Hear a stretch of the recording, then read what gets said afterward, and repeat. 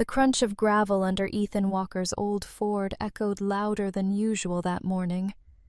Something felt wrong.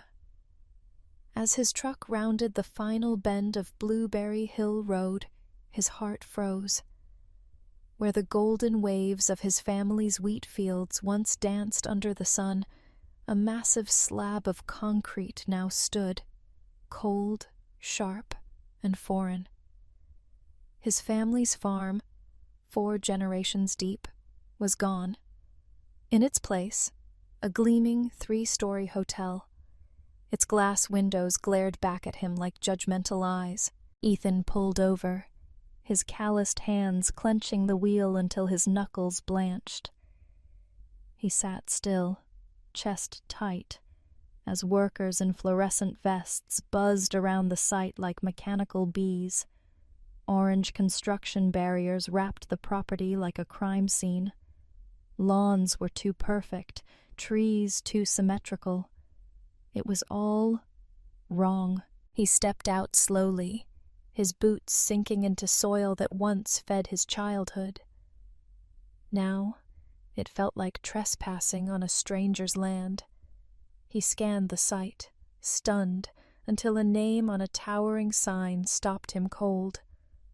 Approved by Brookstone HOA, Project Director, Charlotte Grayson. Charlotte, the HOA president who hated their farm, and now she had taken it. But Ethan wasn't going to let it end here. Ethan's mind raced as he stood there, facing what was once his legacy. The land he'd harvested with his father. The soil his grandfather bled for during the Great Drought of '78. And now, all of it had been devoured by polished stone and perfectly trimmed hedges. A construction worker approached, clipboard in hand. "Can I help you, sir?" Ethan didn't flinch. "This is my family's land, or it was."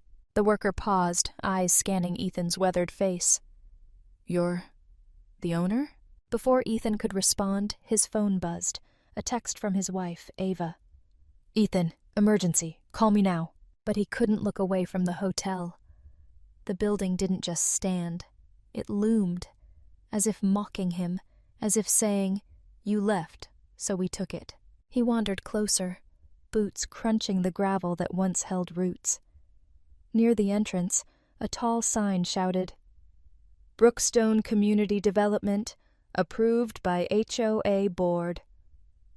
Beneath that, in bold print, Charlotte Grayson, Project Director. The name hit him like a punch. Charlotte, the HOA president who'd once threatened fines over a broken fence post. She'd always seen their farm as an eyesore, untamed land interrupting her precious symmetry. Ethan's gaze fell upon a makeshift table stacked with documents. Permits, zoning approvals, HOA meeting notes. He reached out, scanning each page with the eye of someone used to combing through fine print. One document, in particular, caught his attention, an approval form for development in a community revitalization zone. The language was ambiguous, slippery. Legal, but shady. "Sir, you're not allowed back here," the worker said again, but this time even less convincing. Ethan looked up with a tight-lipped smile. "Don't worry, I'm just getting started." Back in his truck, Ethan didn't drive home. Instead, he headed into town and found a quiet booth in the old diner where his father once took him for root beer floats. The waitress, Lena, a familiar face, poured him a coffee without asking. "Rough morning?" Ethan nodded slowly. "Not rough, eye-opening." He pulled out a notebook and began scribbling. Names, dates, terms, questions. Every word was a thread, and Ethan was determined to weave it into a noose. Charlotte might have thought this would go unnoticed, but she'd underestimated what this land meant. When he got back to the farm, Ethan stepped into the weathered barn. Dust floated in golden shafts of sunlight. He opened an old cabinet and pulled out a stack of files wrapped in twine. His grandfather's handwriting covered the yellowed labels. Property maps, water rights, zoning history. Something deep in his chest stirred. This wasn't just land. This was memory, legacy, a story worth fighting for. As Ethan laid the maps out across the workbench, a chill ran down his spine. The hotel wasn't the end. It was the beginning. The barn smelled like old wood and memories. Ethan spread the aged documents across his grandfather's workbench, the afternoon sun casting warm light over the faded ink. Each map, each note, was a whisper from the past, connecting generations through the shared language of land and legacy. As he sifted through property records, handwritten deeds, and water rights agreements, something began to emerge. A pattern. Boundaries that had subtly shifted over time. Names that appeared again and again on zoning petitions. The Brookstone HOA hadn't just built a hotel. They had been circling his land for years. One document in particular made his breath catch, a scanned letter dated 1979. It described a previous land dispute between Ethan's grandfather and a developer backed by the same HOA. His grandfather had won that fight by proving unlawful zoning manipulation. Ethan's pulse quickened. History was repeating itself. Then, a soft knock at the barn's door startled him. Ethan peeked through the dusty window. A white SUV had pulled up to the edge of the property. On the windshield, an HOA parking tag. And stepping out was Charlotte Grayson. She wore her usual uniform of power, a navy blazer, oversized sunglasses, and a clipboard pressed tightly to her chest. She walked the perimeter of the land like a queen inspecting her stolen kingdom. Her heels sank slightly into the soft ground, disrupting what was once golden wheat. Ethan remained hidden, heart pounding. From the shadows, he watched her make notes, glance at the hotel in the distance, then back at the barn. She didn't know he was there, and she didn't know what he had just discovered. As she drove away, Ethan quickly gathered the documents. He couldn't risk her seeing them. Not yet. Just as he secured the last folder, his phone buzzed. A new text, this time from Marcus, his old college friend turned property rights attorney. "Ethan, just found something in county records. Might change everything. Call me ASAP. His mind was spinning. He sat in the driver's seat of his truck and stared at the horizon, where the hotel glared back at him like a concrete monster. This wasn't just a case of land being sold while he was overseas. This was a chess game, and someone had made their move while he wasn't looking. Charlotte had allies in the town council. The HOA board was just the surface. Below it was a web of influence, backdoor approvals, and forged community consensus. Ethan's jaw clenched. If they thought they could bury his family's legacy under polished stone and false permits, they were wrong. He drove into town, stopping at the small law office where Marcus waited with a thick manila folder. "You ready for this?" Marcus asked. Ethan didn't hesitate. "I was born for this." The following morning, Ethan sat at the kitchen table, stacks of documents spread before him like a general plotting his next move. The coffee in his mug had gone cold hours ago, but his thoughts burned hotter with each new revelation. Ava, always his steady anchor, placed a comforting hand on his shoulder. "These documents, they're more than proof," he whispered. "They're ammunition." Marcus had stayed late into the night, guiding Ethan through decades of legal intricacies. Land covenants, transfer clauses, and zoning inconsistencies.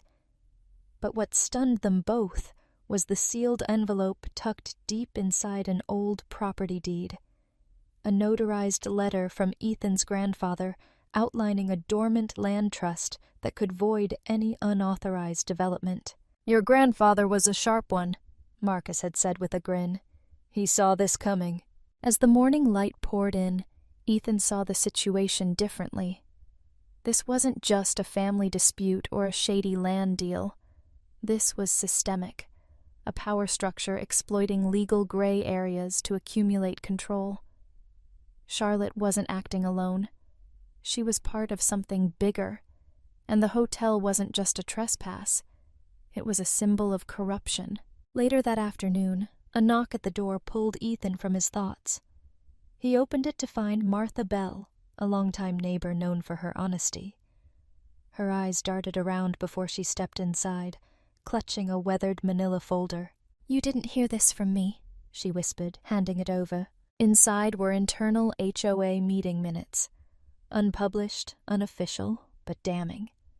Discussions of strategic rezoning, community pressure tactics, and even suggested legal loopholes to override resistance.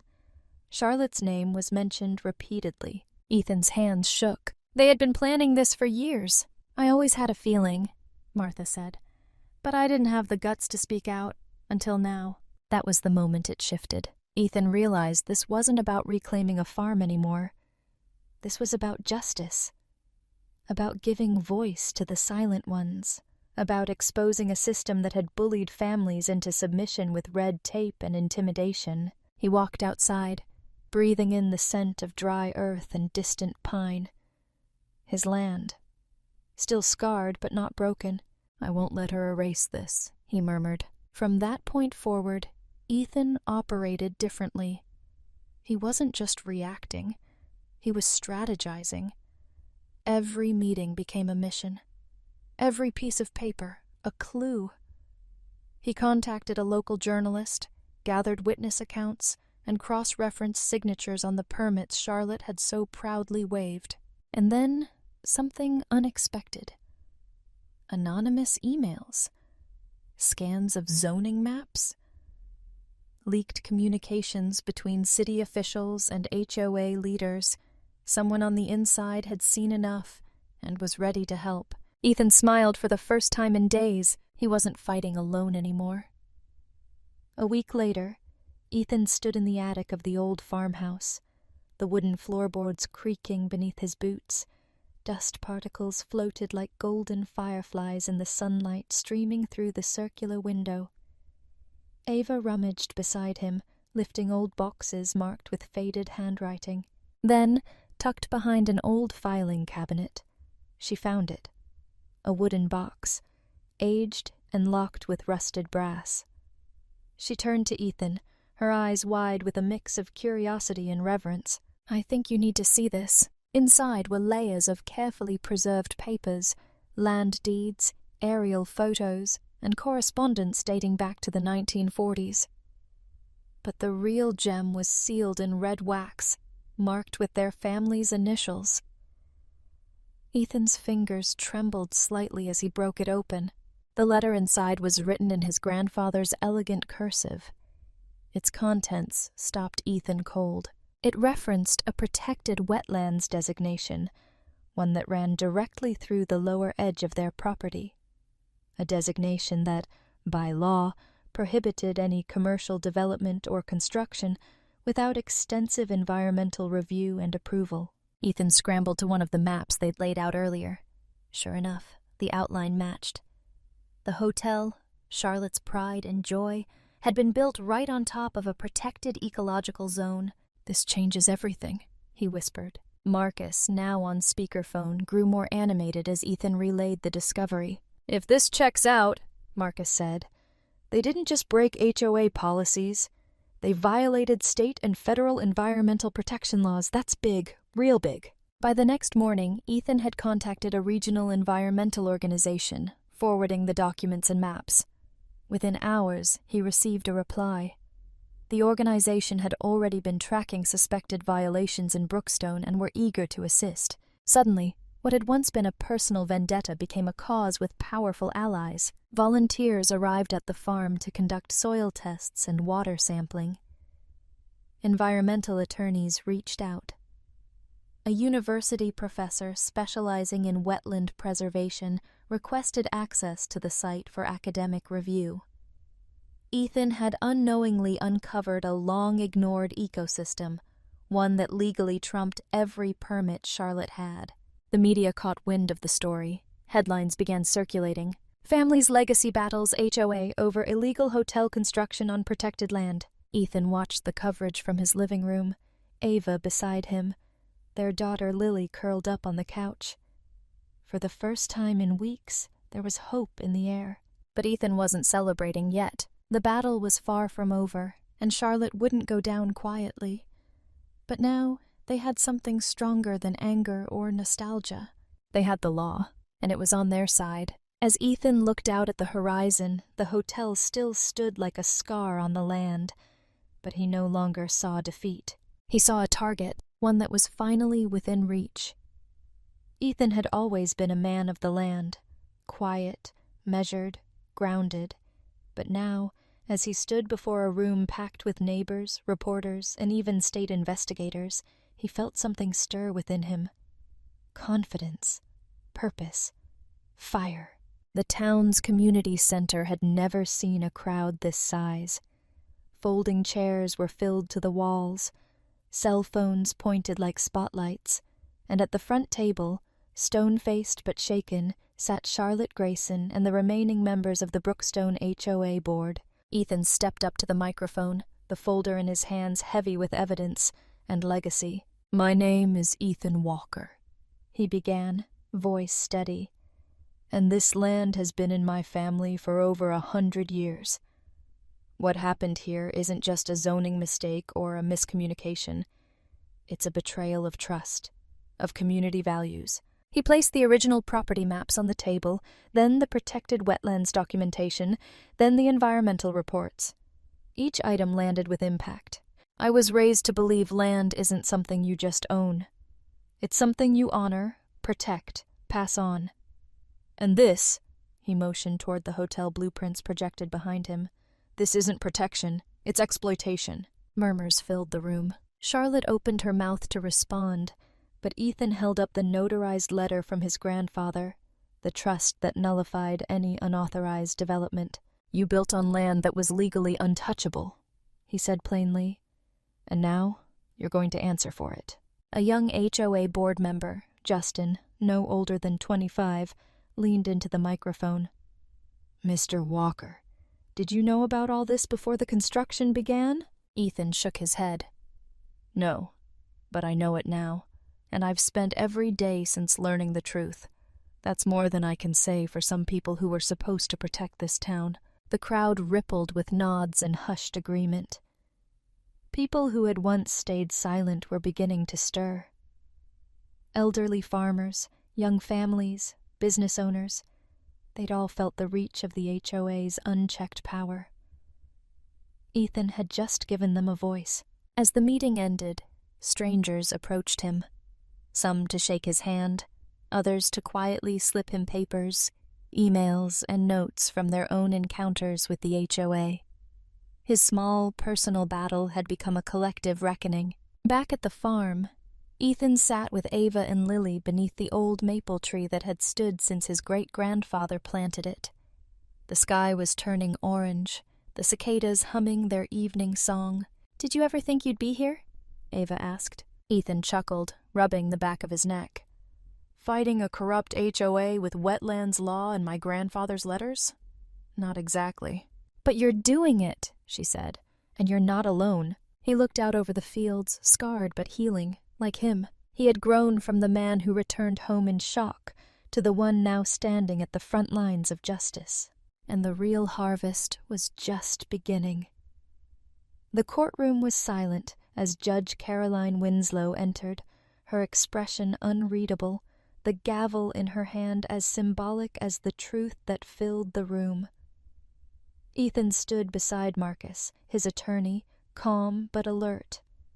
Months of research, nights spent poring over documents, and a war of words with Charlotte's legal team had led to this single moment. On the opposite side, Charlotte Grayson sat rigid, her once impeccable blazer now wrinkled, her eyes flickering with nervous energy. Her confidence had eroded under the weight of evidence, photographs, emails, and legal precedents that revealed how she had manipulated the HOA and bypassed environmental protections to build her empire. Judge Winslow cleared her throat. After reviewing the documentation provided, testimony from state environmental experts, and historical records presented by Mr. Walker and his legal counsel, this court finds that the development constructed on the Walker property was built in violation of local, state, and federal laws. Gasps echoed through the courtroom. The hotel is hereby ordered to cease operations immediately and be dismantled within 90 days. Furthermore, the Brookstone HOA and project director Charlotte Grayson are subject to investigation for abuse of power, falsification of zoning documentation, and environmental negligence. Charlotte's head dropped. Ethan exhaled, a slow, steady breath he didn't realize he'd been holding. Around him, neighbors stood. Applause erupted, not loud and chaotic, but strong and unified.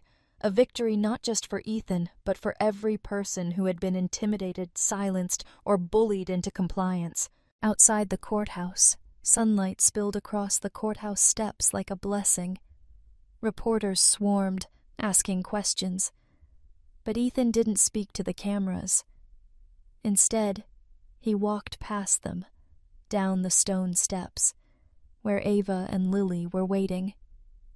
He pulled them into an embrace, tears in his eyes. "We did it," he whispered. "No," Ava replied softly. "You did it." Days turned into weeks, and the hotel came down beam by beam, window by window. What once rose like a concrete monster now lay in ruins, carted away in trucks while wild grass began to reclaim the soil. Ethan returned to the land daily, sometimes just to sit with his thoughts, other times to work, always to remember. The town of Brookstone changed too. The HOA board was restructured. New leadership emerged, transparent, community-driven, accountable. Residents who had once whispered their fears now voiced their opinions loudly, inspired by Ethan's example. One morning, a group of school children visited the farm for a new environmental education program, an idea Ethan and Ava had launched using part of the legal settlement. As he knelt beside them, pointing out native plants along the edge of the wetland, he felt something deep in his bones. Peace. Because this fight had never just been about a piece of land. It had been about legacy, and now that legacy would grow deeper than any foundation Charlotte had tried to pour. It would grow roots. Ethan Walker's journey reminds us that land is more than soil and property lines. It's memory, identity, and legacy. When injustice crept into his life, masked as bureaucracy and false progress, he could have walked away. But instead, he chose to fight. Not with rage, but with reason. Not with noise, but with truth. His story is a testament to the power of preparation and integrity, the quiet wisdom of generations past, preserved in dusty boxes and hand-drawn maps, became his greatest weapon. Ethan didn't just reclaim his farm, he reclaimed a forgotten value in modern life, that standing your ground, even when the odds seem insurmountable, matters. He proved that courage isn't loud, it's persistent. And sometimes the smallest voices carry the greatest echoes. In today's world, community members often feel powerless against large organizations or systems. But Ethan's story shows us how knowledge, documentation, and unity can level the playing field. If you're facing an unjust situation, whether it's a zoning dispute, workplace inequality, or public corruption, start by gathering facts. Document everything. Seek allies. Know your rights. Don't underestimate the importance of your voice, your story, or your records. Often, real change begins not with grand gestures, but with one person daring to say, "This isn't right." Just like Ethan, you don't have to be loud to be powerful. You just have to begin.